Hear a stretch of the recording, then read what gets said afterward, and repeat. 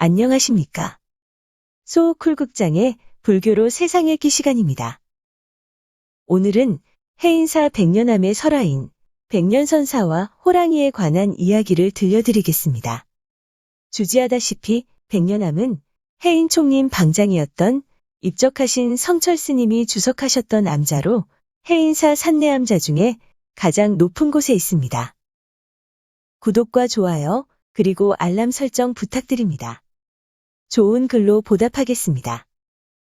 사르르는 듯한 세찬 바람에 나무들이 윙윙 울어대고 눈보라마저 휘몰아치는 어느 몹시 추운 겨울밤.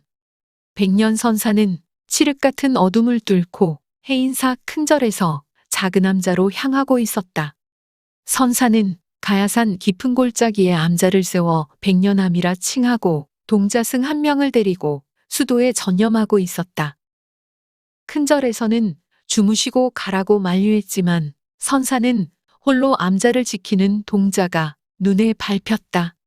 선사는 장갑도 끼지 않은 맨손으로 바위를 잡고 다른 손으로 나뭇가지를 붙잡으며 미끄러운 길을 기어 올랐다. 사르르는 혹하니 두 볼을 핥히었다. 허참, 날씨 한번 사납구먼.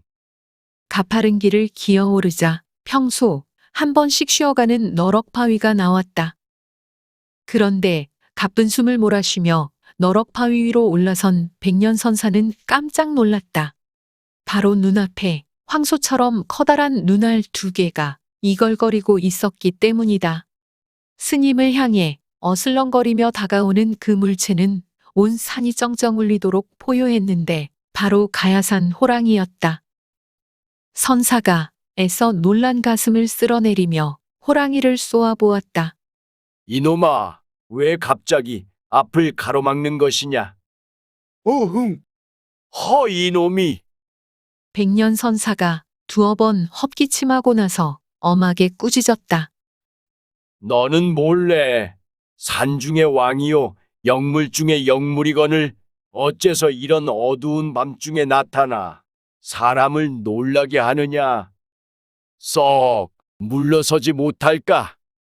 그러나 호랑이는 연신 어흥어흥하면서 쉽게 길을 터주지 않았다. 그러지 말고 어서 비키래도. 호랑이는 그래도 앞을 내어주지 않았고 선사는 언제까지 그렇게 대치할 수도 없고 해서 호랑이를 밀쳐버리려고 앞으로 조금 다가섰다. 그러자 호랑이가 자기 몸을 납작 엎드려 등을 낮추는 것이었다. 어서 올라타라는 듯이 말이다. 오호, 기특한 지고. 그런 뜻이라면 진작 일러줄 일이지. 자, 어서 가자. 선사는 별 망설임 없이 호랑이 등에 올라탔고 호랑이는 말 그대로 한달음에 눈 깜짝할 사이에 암자에 도착하더니 스님을 내려주고는 어둠 속으로 사라졌다. 그런데 이튿날 아침 그 호랑이가 다시 나타났다. 너 또 무슨 일이냐?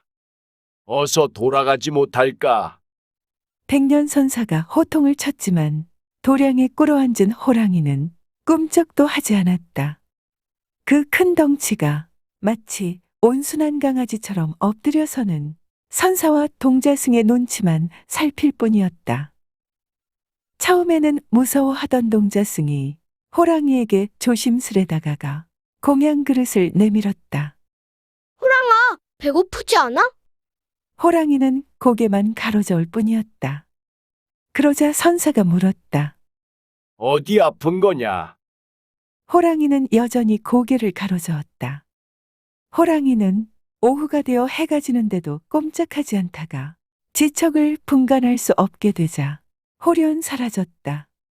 그 이튿날 아침에도 또 다음날 아침에도 호랑이는 어김없이 나타나 법당 앞에 꿇어앉았다. 그런 호랑이를 바라보며 동자승은 그만 가엾은 마음이 들었다. 스님, 호랑이가 외로운가 봐요. 그냥 우리와 같이 살면 안 될까요?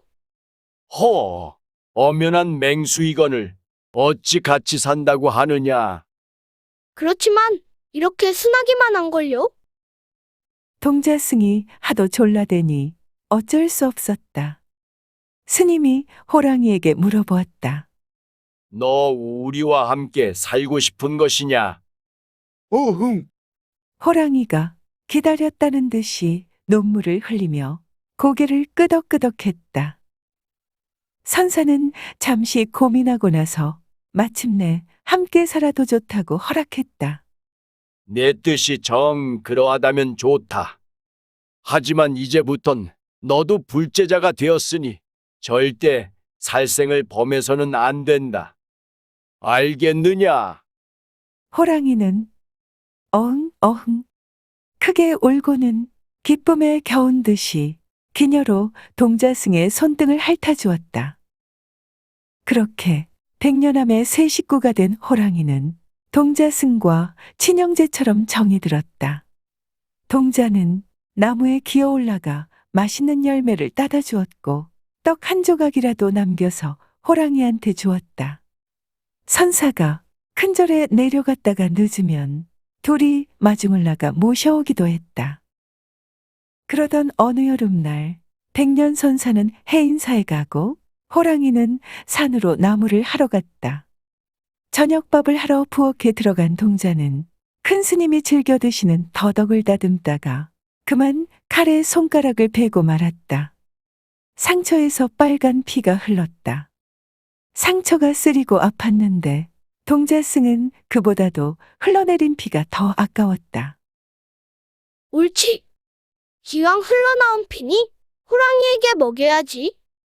동자승은 아픈 것을 참고 호랑이가 오기만을 기다렸다.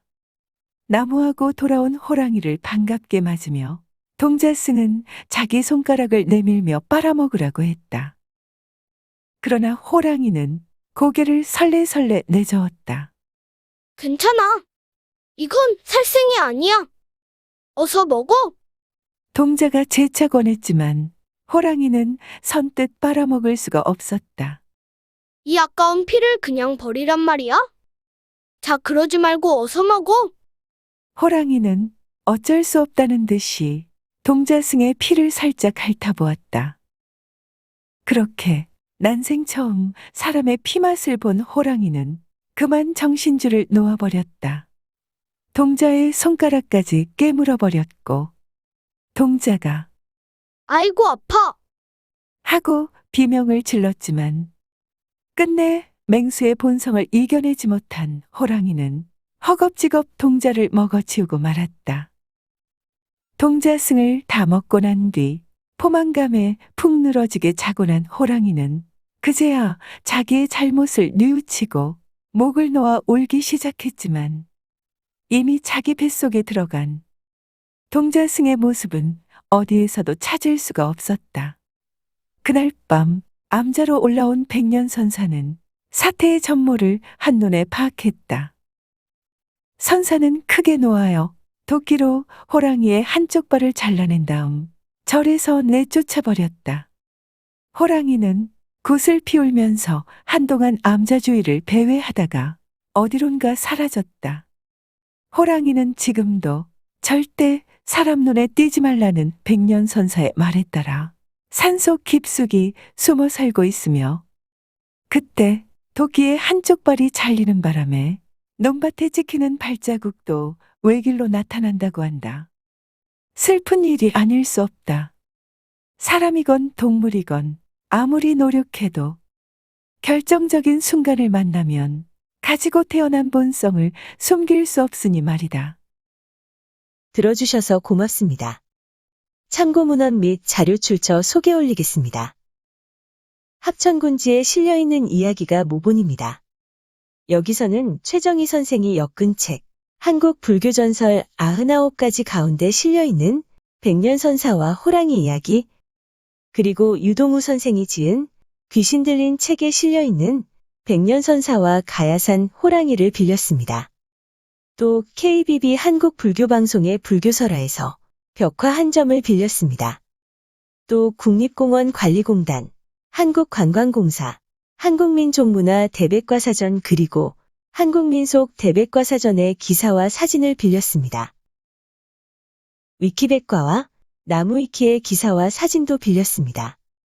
법보사찰 합천의 인사 벽화와 최본보리 화백의 그림, 축복도 빌렸습니다.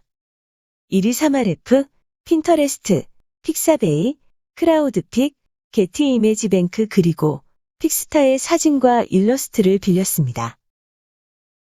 소쿨극장은 일주일에 3번, 매주 화요일, 목요일 그리고 토요일 오전 10시 전후에 이야기를 올립니다. 다음에 만날 때까지 안녕히 계셔요. 고맙습니다.